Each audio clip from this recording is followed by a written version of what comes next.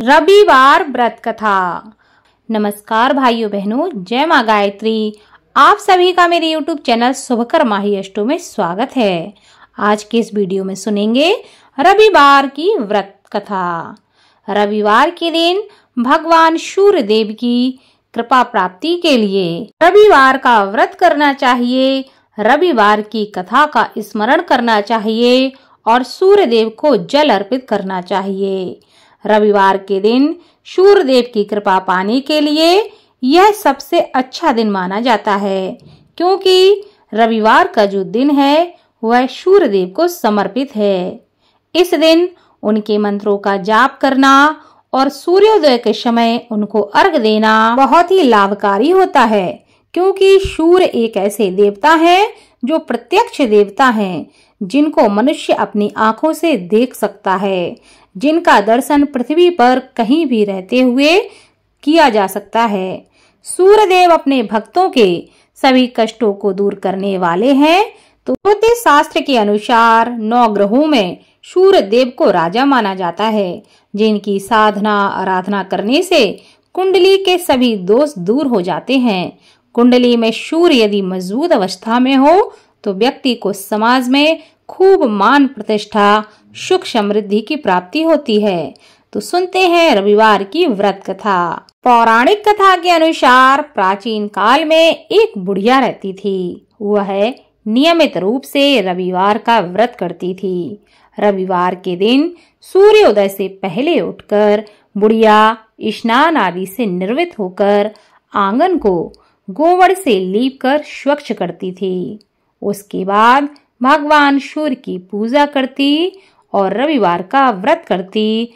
साथ ही रविवार की कथा को सुनकर भगवान सूर्य को भोग लगाकर दिन में एक समय भोजन करती थी। भगवान सूर्य की अनुकंपा से बुढ़िया को किसी भी प्रकार का कष्ट नहीं था, कोई चिंता नहीं थी। धीरे धीरे उसका घर धन धान्य से भर रहा था। उसके जीवन में किसी भी प्रकार का संकट नहीं था।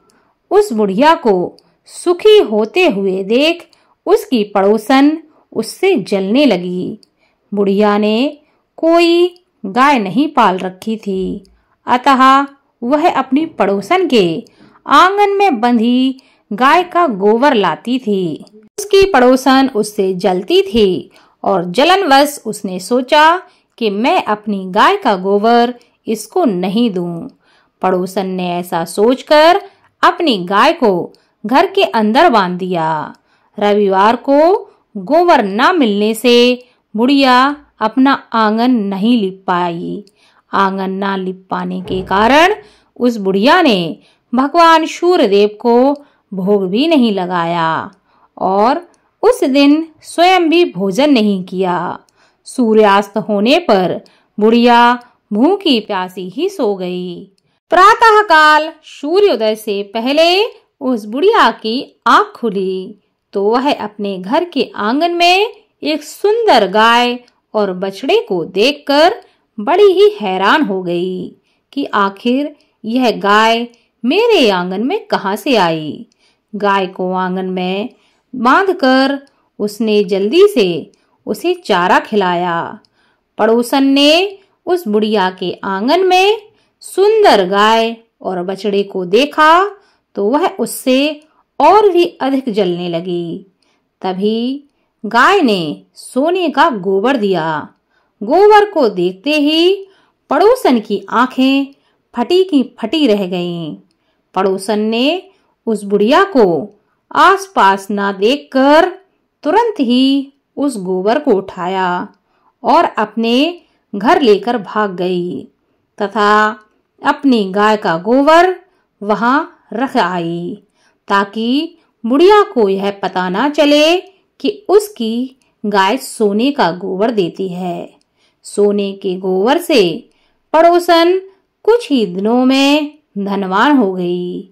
प्रतिदिन वह यही करती कि अपने गाय का गोबर पड़ोसन की गाय से बदल देती, ताकि बुढ़िया को पता ही ना चल सके कि उसकी गाय सोने का गोबर देती है। गाय प्रतिदिन सूर्योदय से पूर्व सोने का गोबर किया करती थी और बुढ़िया के उठने के पहले पड़ोसन उस गोबर को उठाकर अपने घर ले जाती थी। बहुत दिनों तक बुढ़िया को सोने के गोबर के बारे में कुछ पता ही नहीं चला। बुढ़िया पहले की तरह हर रविवार को भगवान सूर्यदेव का व्रत करती रही और कथा सुनती रही।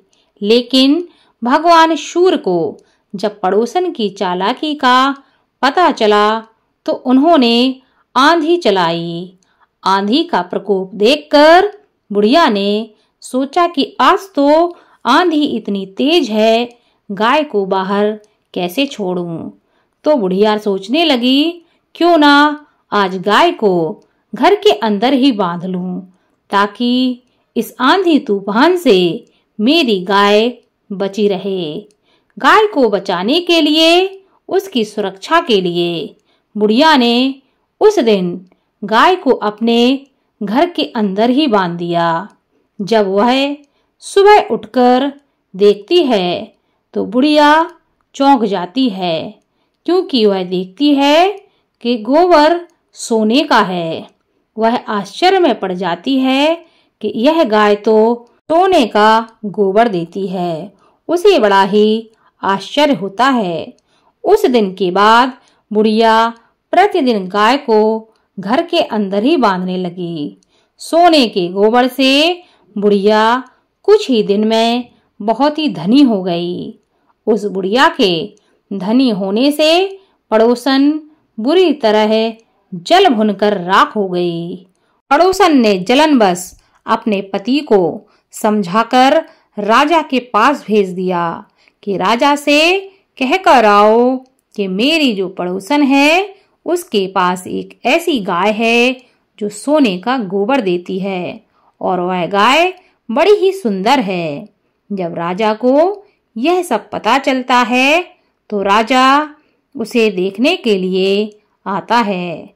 राजा देखता है कि गाय तो बहुत ही सुंदर है, साथ ही जब वह यह देखता है कि गाय तो सोने का गोबर देती है तो राजा के आश्चर्य का ठिकाना ही ना रहा। बुढ़िया राजा से प्रार्थना करने लगती है कि हे महाराज, इस गाय को मुझसे ना लो, क्योंकि इस गाय को मुझे स्वयं भगवान सूर्य ने दिया है। मैं इसके बिना कैसे रहूंगी, मेरा जीवन यापन कैसे होगा। लेकिन राजा उसकी बात मानने को तैयार ही ना था। उधर भगवान सूर्य को भूखी प्यासी बुढ़िया को इस तरह प्रार्थना करते देख उस पर बड़ी ही दया आई। उसी रात भगवान सूर्य ने राजा को स्वप्न में कहा कि हे राजन, बुढ़िया की गाय व बछड़ा तुरंत लौटा दो, नहीं तो मैं तुम्हारे साम्राज्य को नष्ट कर दूंगा, तुम्हारा महल नष्ट हो जाएगा। भगवान सूर्य के स्वप्न से बुरी तरह भयभीत होकर राजा ने प्रातः काल उठते ही गाय और बछड़ा बुढ़िया को लौटा दिए। राजा ने बहुत सा धन देकर बुढ़िया से अपनी गलती के लिए क्षमा मांगी। राजा ने पड़ोसन और उसके पति को उनकी दुष्टता के लिए दंड दिया। फिर राजा ने पूरे राज्य में घोषणा कराई कि सभी स्त्री पुरुष रविवार का व्रत करें, साथ ही रविवार की कथा का स्मरण करें। रविवार का व्रत करने से सभी लोगों के घर में धन धान्य की कोई कमी ना रही। राजतय में चारों ओर से खुशहाली आ गई। स्त्री पुरुष सुखी जीवन यापन करने लगे तथा सभी लोगों के शारीरिक कष्ट भी दूर हो गए। भगवान सूर्य की कथा सुनने का तथा सुनाने का विशेष महत्व शास्त्रों में बताया गया है।